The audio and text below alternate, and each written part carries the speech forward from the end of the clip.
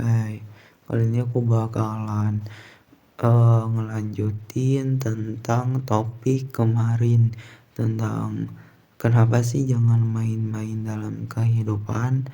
Terus sekarang itu kan aku bakal membicarakan, eee, bagaimana ya cara agar tidak main-main dalam kehidupan itu. Karena kan tidak bermain-main itu berarti kita kan serius dalam menghadapi kehidupan itu, dalam bagaimana cara kita bertahan hidup gitu. Kan bertahan hidup itu kan ada banyak cara gitu, dan cara-cara tersebut pastinya ada yang bersifat positif atau negatif gitu. Dan kalau seandainya melihat daripada bagaimana cara cara untuk bertahan hidup yang baik, yang benar, dan yang tentunya hal itu ya harus positif. Dan untuk bisa memahami bagaimana cara untuk bertahan hidup dengan baik dan benar gitu kan, itu kan jelas butuh yang namanya struktur, butuh yang namanya pondasi.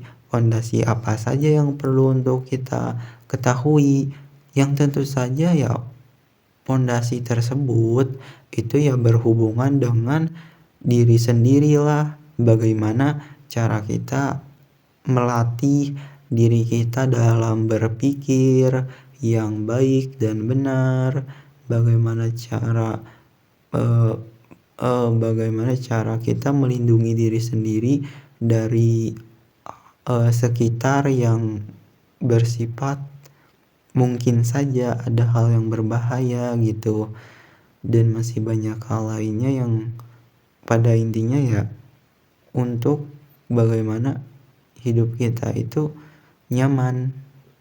Itu aja sih, yang pastinya semua itu kan pastinya berhubungan dengan bagaimana cara belajar kita gitu, bagaimana cara agar pembelajaran yang kita lakukan itu tepat sasaran gitu, itu sesuai, dan itu memang perlu akan yang namanya ya sumber sumber yang paling tepat, paling bisa dipercaya gitu. Dan itu kan jelas nggak bisa daripada satu sumber aja gitu. Tapi aku bisa merekomendasikan salah satu sumber yang memang menurutku cukup kuat untuk bisa dipercayai, dari yang namanya tuh AI ChatGPT. Karena AI ChatGPT itu dia memang memang apa ya namanya, memang dia nggak bisa menjelaskan tentang banyak data yang secara dalam dan spesifik banget gitu. Apalagi dalam bentuk rasa, itu dia susah banget, karena aku sering banget bikin dia apa ya, dia itu sering salah konteks gitu. Tapi poinnya bukan itu, poinnya adalah ChatGPT itu salah satu hal yang cukup bagus bagi diriku gitu ketika aku memakainya, karena dia banyak banget hal yang dia katakan, dia jawab dari pertanyaanku, dan itu membantuku gitu. Dan itu salah satu dari sumber yang aku percaya. Ya aku juga masih bakal untuk mencari sumber yang lainnya, karena kan itu penting banget gitu. Karena apa yang dikatakan dari ChatGPT ya aku gak telan mentah-mentah. Kalau memang apa yang dia katakan seperti A, ya aku pasti bakal nyari di sumber B, misalkan di Gemini atau di Google. Ya Gemini dari Google juga sih. Ya pokoknya di YouTube mungkin aku bakal nyari tahu ya di sumber-sumber yang berbeda, atau di dunia nyata aku mendatangi orang yang berhubungan dengan apa yang aku ingin ketahui gitu. Dan balik lagi ya, yaitu bagaimana cara kita tidak main-main dalam kehidupan. Itu kan mengambil beberapa hal yang sifatnya itu pastinya ya harus serius, tapi keseriusan itu kan jelas dalam bentuk keinginan dan bentuk karena terancam, ya kan? Karena kan kita jelas diancam untuk harus bertahan hidup. Karena kalau kita nggak bisa makan, ya kita kesakitan, kita merasa gak nyaman. Dan karena hal itu, kita menggunakan pikiran yang tepat, pikiran yang benar, pikiran yang diolah sebaik-baiknya agar kita bisa bertahan hidup lebih lama dan menggunakan apapun yang kita miliki untuk bisa survive gitu, untuk bisa bertahan hidup. Dan hal itu memang harus dalam kategori positif. Kenapa gak boleh negatif?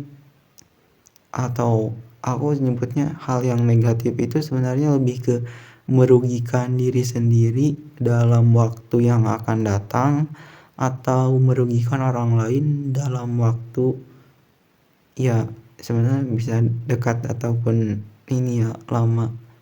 Ya gitu. Ada yang kelewat gak ya? Kok aku bingung ya? Oh, ya udahlah ya. Oh, jadi kan eh, kesimpulan kenapa bahasnya, kesimpulan dari bagaimana cara agar tidak main-main dalam kehidupan itu ya dengan cara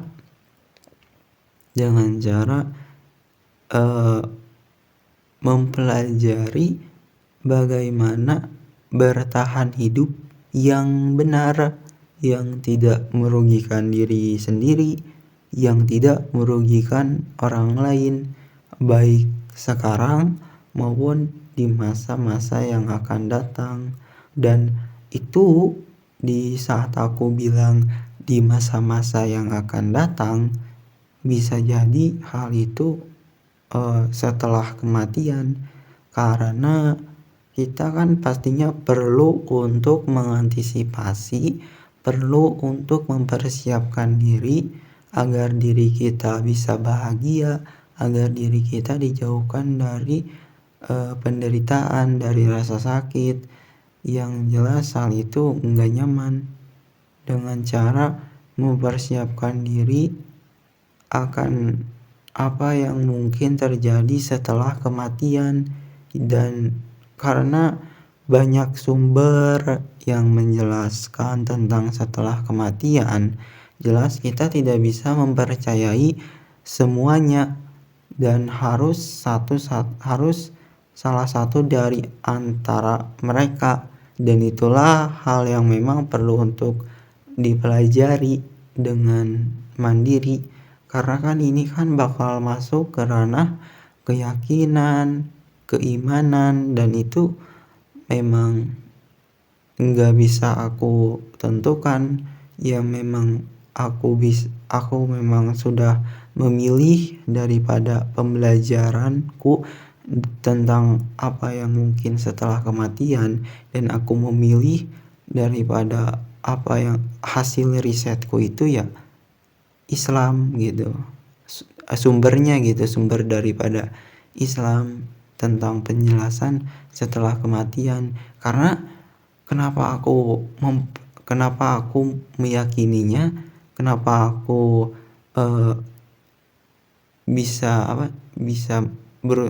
bukan berarti aku ini ya, bukan berarti hal itu pasti gitu. Cuma aku mempercayai kemungkinan itu karena Islam itu dalam menjelaskan setelah kematian itu jelas gitu. Dia tuh menjelaskannya jelas gitu, kayak ada runtutannya, dan itu masuk akal gitu. Dan karena masuk akal menurutku, dan karena jelas penjelasannya, dan Al-Quran itu kan udah dari abad ke-7 datangnya gitu, dan dia kan dijaga dengan unik, dengan ketat gitu, dan itu hal yang membuat diriku semakin percaya bahwa apa yang disampaikan itu enggak main-main gitu, tentang apa yang terjadi setelah kematian. Iya, ya udahlah kayak gitu aja sih untuk kali ini. Oh, aku minta maaf ya kalau ada yang salah kata atau bagaimanapun itu. Ya aku cuma membagikan pengalamanku, terus berpikir tentang apa yang aku pertanyakan. Ya udah kayak gitu aja. Aku minta maaf sekali lagi dan berterima kasih buat kalian yang ngeklik menonton videoku sampai detik ini. Ya udah kayak gitu aja. Dah.